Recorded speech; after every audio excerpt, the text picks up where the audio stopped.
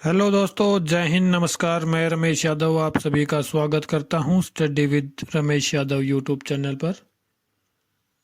जैसा कि आपको पता है कि हमने करंट अफेयर का सेशन चलाया हुआ है, उसी को आगे बढ़ाते हुए आज 23 मार्च 2024 का करंट अफेयर की क्लास होगी। उम्मीद करता हूं अभी तक जो क्लासेज हुई है आपको पसंद आई होगी और आगे भी ऐसे ही हम क्लासेज कंटिन्यू रखेंगे। आप निश्चिंत रहे, आपके किसी भी एग्ज़ाम में हमारे पढ़ाए हुए करंट अफेयर से बाहर क्वेश्चन नहीं जाएगा, इस चीज़ का हम दावा करते हैं। और आप भी अपना सहयोग दीजिए, क्लास पे कमेंट ज़रूर करें, लाइक करें, शेयर करें, चैनल को सब्सक्राइब करें और बेल आइकन ज़रूर दबाएं ताकि जैसे ही वीडियो डले तो आपके पास नोटिफिकेशन पहुंच जाए। और जो भी आज की क्लास कराई जाएगी उसका पीडीएफ आपको डिस्क्रिप्शन में लिंक मिल जाएगा, वहाँ से आप डाउनलोड कर सकते हैं। तो चलिए शुरू करते हैं आज की क्लास 23 मार्च 2024 का current affair. Point number 1, north east games 2024 के तीसरे संस्करण का नागालैंड में शुभारंभ। देखो नॉर्थ ईस्ट क्या है भाई, इस प्रकार से अगर भारत देश है तो इस साइड नॉर्थ हो गया नॉर्थ और ये हो गया ईस्ट। तो ये जहाँ जो बीच में पड़ता है, ये जो हमारा इलाका हो गया असम, अरुणाचल प्रदेश, नागालैंड, मणिपुर, ये जो है ये है नॉर्थ ईस्ट का इलाका हमारा। तो वहाँ पे स्पेशल इन राज्यों का एक गेम होता है नॉर्थ ईस्ट गेम्स। तो इसका संस्करण जो हुआ है वो नागालैंड में हुआ है। भाई नॉर्थ ईस्ट का तो नॉर्थ ईस्ट में ही होगा, तो नागालैंड में हुआ है, ये याद रखें। जानते हैं इसके बारे में। नागालैंड में नॉर्थ ईस्ट गेम्स 2024 का तीसरा संस्करण regional centre for sporting excellence Sovima में एक शानदार उद्घाटन समारोह के साथ हुआ। तो ये याद रखना है कि आपको कि नागालैंड में हुआ है। नागालैंड के मुख्यमंत्री नेफ्यू रियो ने इसकी शुरुआत की, घोषणा की। तो एक पॉइंट और आता है नॉर्थ ईस्ट से रिलेटेड कि जो सेवन सिस्टर हैं, सेवन सिस्टर के बारे में कई बार पूछ लिया जाता है। तो सेवन सिस्टर्स में आते हैं अरुणाचल प्रदेश, असम, मेघालय, नागालैंड, मणिपुर, मिजोरम और त्रिपुरा। लेकिन जो एक गेम्स है नॉर्थ ईस्ट गेम्स है, उसमें एक सिक्किम और शामिल होता है। आप ये जरूर याद रखें कि इसमें सिक्किम और शामिल होता है। तो कई बार क्वेश्चन पूछ लिया जाता है क्योंकि करंट में चल रहा है ये, कि नॉर्थ ईस्ट गेम्स के जो भी सहभागी हैं उनमें कौन सा ऐसा राज्य है जो सेवन सिस्टर का हिस्सा नहीं है। तो सिक्किम होगा ऐसा राज्य। तो आप ये चीज़ याद रखना, दोबारा आप सुन लेना जो भी मैंने बताया है, तो आपको अच्छे से याद होना चाहिए। नागालैंड के मैं मुख्यमंत्री बता चुका हूँ, नेफ्यू रियो है और राजधानी कोहिमा, और यहाँ के राज्यपाल हैं जगदीश मुखी। आगे चलते हैं। पॉइंट नंबर 2, सेंट्रल बैंक के प्रबंधक निदेशक MV राव IBA चेयरमैन बने। तो सेंट्रल बैंक के हैं प्रबंध निदेशक, तो करंट में है, इनका नाम याद रखना, MV राव इनका नाम है। तो ये IBA के चेयरमैन बने हैं। जानते हैं इसके बारे में। IBA भारतीय बैंक संघ। देखो जो भी कोई भी चीज़ चलती है संघ के हिसाब से चलती है। अकेला आदमी भी, इंसान भी इस धरती पे अपने जीवन को नहीं बिता सकता। हम भी एक तरीके से संघ में चलते हैं, जैसे परिवार हो गया, हमारा गांव हो गया, शहर हो गया, राज्य, देश जो भी है, एक तरीके से संघ में चलते हैं हम भी। तो बैंकों का भी संघ है। उन्होंने अपने मुख्य कार्यकारी अधिकारी या अध्यक्ष को चुना है। तो किसको चुना है? सेंट्रल बैंक के प्रबंध निदेशक जो हैं MV राव को अपना अध्यक्ष चुना है। तो ये याद रखना, करंट में है, इंपॉर्टेंट रहेगा। पॉइंट नंबर 3, ट्राइलेट 2024 समुद्री अभ्यास के लिए भारत की मोजाम्बिक और तंजानिया के साथ साझेदारी। तो ये नौसेना अभ्यास है ट्राइलेट, ये किन किन के बीच में होता है? भारत, मोजाम्बिक और तंजानिया। याद रखना तीनों देश हैं।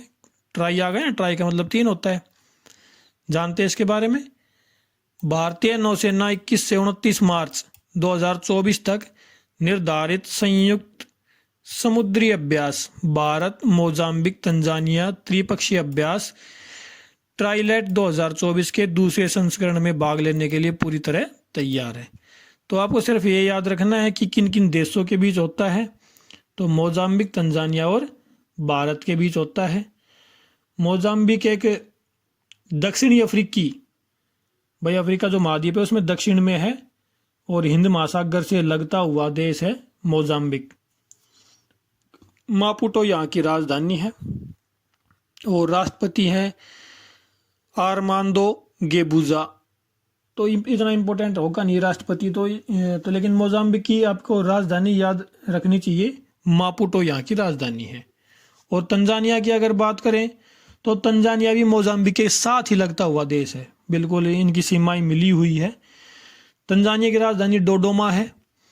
और राष्ट्रपति की बात करें तो सामिया सुलू हसन यहाँ के राष्ट्रपति हैं। तो इतना इम्पोर्टेंट रहेगा, ज़्यादा कुछ इम्पोर्टेंट रहेगा नहीं, सिर्फ ये जो भारत से रिलेटेड है ट्राइलेट, तो इसको याद रखना आप कि मोजाम्बिक और तंजानिया ये 3 देश हैं, भारत, मोजाम्बिक और तंजानिया। चलिए नेक्स्ट पॉइंट देखते हैं, पॉइंट नंबर 4।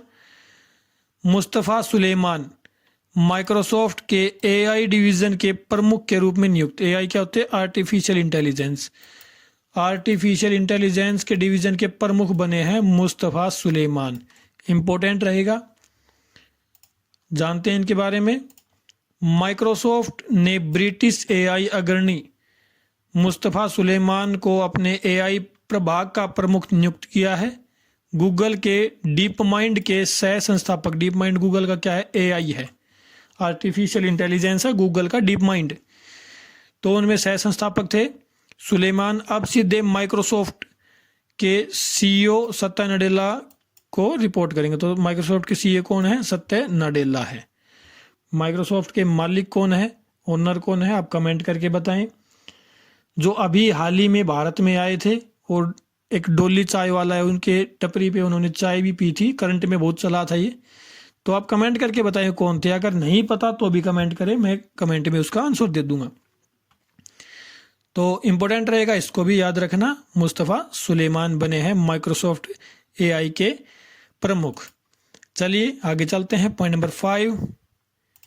नवीन जिंदल बने इंडियन स्टील एसोसिएशन के अध्यक्ष। एसोसिएशन क्या होता है? एक तरीके से एक संघ ही होता है भाई। कोई भी फील्ड होती है, किसी भी फील्ड, जैसे एजुकेशन फील्ड ले लिया, इसका भी एक एसोसिएशन बनाया जाता है कि भाई अगर एजुकेशन में इस तरीके से कोई बदलाव किया गया तो इसका फैसला एसोसिएशन लेगी।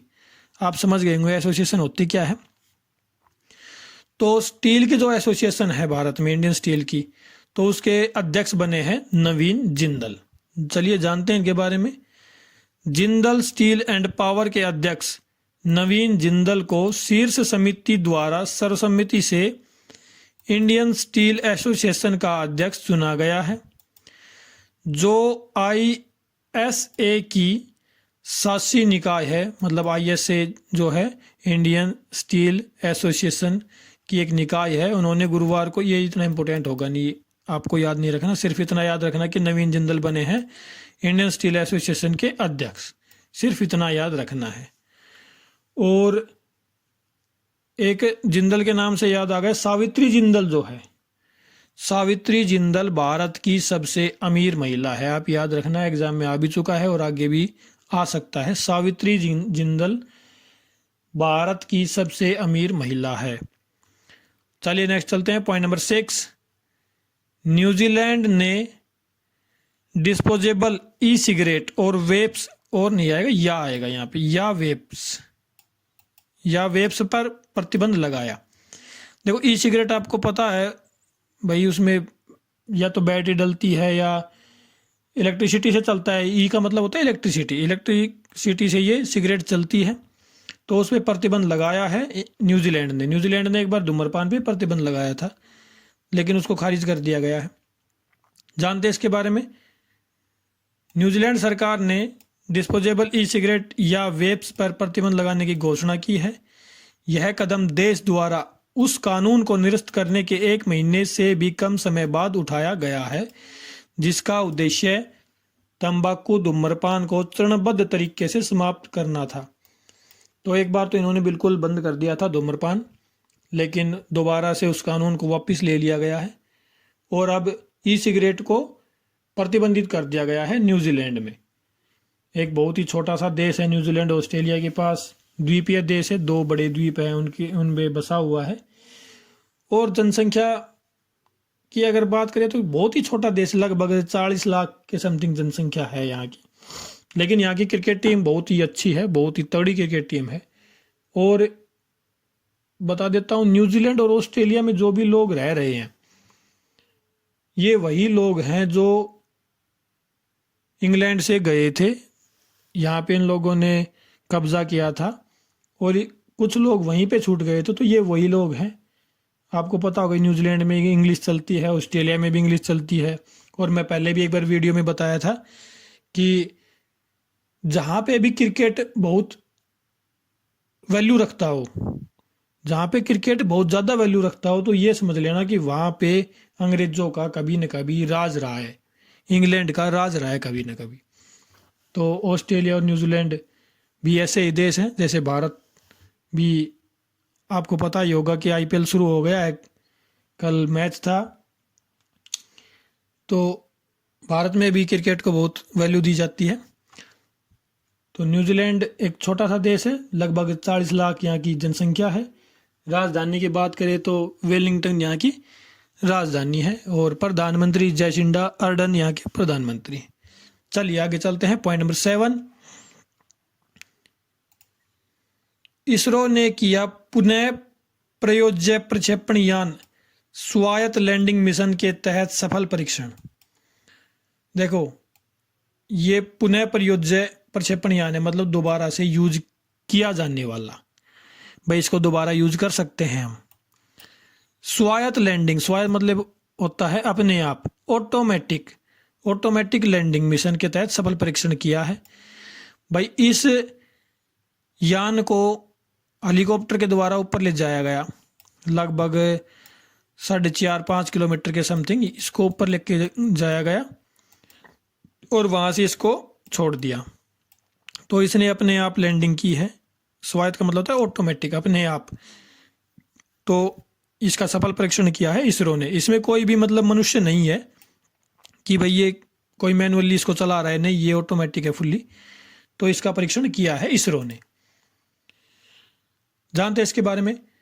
भारतीय अंतरिक्ष अनुसंधान संगठन इसरो ने 22 मार्च 2024 को चित्रदुर्ग में एरोनॉटिकल टेस्ट रेंज में RLV-LEX-02 लैंडिंग प्रयोग के दौरान भारत के पहले पुनः प्रयोज्य लॉन्च वाहन RLV पुष्पक की सफल लैंडिंग के साथ एक महत्वपूर्ण उपलब्धि हासिल की है।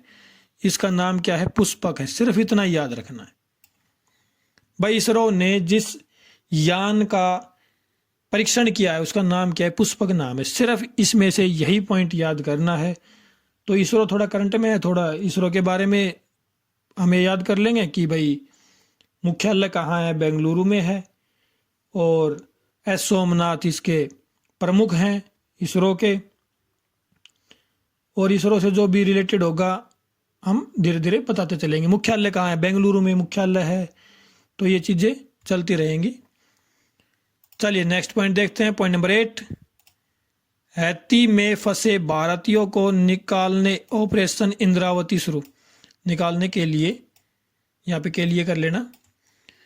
तो हैती एक छोटा सा देश है, लगभग क्यूबा जमैका के पास एक छोटा सा देश है हैती, बिल्कुल छोटा सा। जो अपना भारत में अगर मैं बात करूं तो हरियाणा से भी आधे से भी कम लगा, हरियाणा का 40% आप लगा सकते हो हैती को। सिर्फ इतना ही एरिया है, छोटा सा देश है। तो वहाँ पे भारत के कुछ लोग जैसे सभी देशों के आपस में गए हुए हैं। तो वहाँ क्राइम इतना ज़्यादा बढ़ गया है कि लूटपाट बहुत भयंकर तरीके से होने लगी है। तो भारत ने ये फैसला लिया है कि हम अपने नागरिकों को वहाँ से वापस बुला लेंगे। देखिए जानते हैं इसके बारे में। विदेश मंत्री एस जयशंकर ने कहा कि भारत ने हैती से अपने नागरिकों को सुरक्षित निकालने के लिए ऑपरेशन इंद्रावती शुरू किया है। कहा कि भारत सरकार विदेश में अपने नागरिकों की सुरक्षा के लिए प्रतिबद्ध है।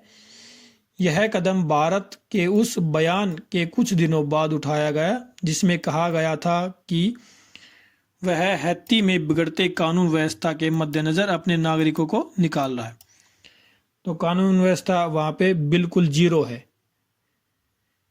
अगर आज के समय की हम बात करें तो ऐसा कोई दिन नहीं है जब दिल्ली उसकी राजधानी पे कोई ना कोई हमला ना हो रहा हो। दिल्ली वहाँ पे हमले हो रहे हैं, लूटपाट हो रही है, क्राइम बहुत ज़्यादा हो गया। तो हमारे जो विदेश मंत्री हैं एस जयशंकर ने ये फैसला लिया है, तो बहुत अच्छा फैसला है। और हैती के अगर सापेक्ष में बात करें तो वहाँ की राजधानी पोर्ट ओ प्रिंस वहाँ की राजधानी है। बहुत ही छोटा सा देश है। चलिए आगे चलते हैं। Point number 9, Ashwini Kumar FIEO के नए अध्यक्ष चुने गए। तो FIEO के नए अध्यक्ष कौन है? अश्विनी कुमार है। FIEO है क्या? Indian federation of Indian export organisation. भाई एक्सपोर्ट मतलब होता है निर्यात, कि जो भी निर्यात किया जाता है ये ऑर्गेनाइजेशन के निगरानी में होता है ये चीज़ें। तो उसके अध्यक्ष चुने गए हैं अश्विनी कुमार, सिर्फ इतना याद रखना है। इसकी फुल फॉर्म भी आपको पता होनी चाहिए क्योंकि करंट में है तो पूछा जा सकता है एग्जाम में। तो यहीं तक थी आज की क्लास। उम्मीद करता हूँ आपको पसंद आई होगी। अगर क्लास पसंद आई है तो लाइक करें, शेयर करें, कमेंट करके ज़रूर बताएं। देखो कमेंट खास तौर पे ज़रूर करें, क्योंकि कमेंट नहीं आता तो ऐसा लगता है कि आप क्लास नहीं ले रहे। तो कमेंट ज़रूर करें। अच्छी लगी, ख़राब लगी, जैसी भी लगी, अपना पॉइंट तो रखें कम से कम। और जो क्वेश्चन पूछा जाए उसका आंसर भी दे। नहीं पता तो भी पूछे, भाई हमें नहीं पता सर, हमें बताया जाए। तो उम्मीद करता हूँ क्लास आपको पसंद आई होगी और ऐसे ही हम कारवां जारी रखेंगे। आप निश्चिंत रहे और जल्द ही रेलवे की क्लास भी शुरू करेंगे अगर आपका सहयोग रहा तो, क्योंकि बिना सहयोग के कुछ नहीं हो सकता। बिना सहयोग के मैं अपना समय खराब कर सकता हूँ और कुछ नहीं हो सकता। तो सहयोग आपका बहुत ज़रूरी है। तो आज के लिए इतना ही, फिर मिलते हैं। क्लास देखने के लिए आपका बहुत बहुत धन्यवाद। Thank you very much.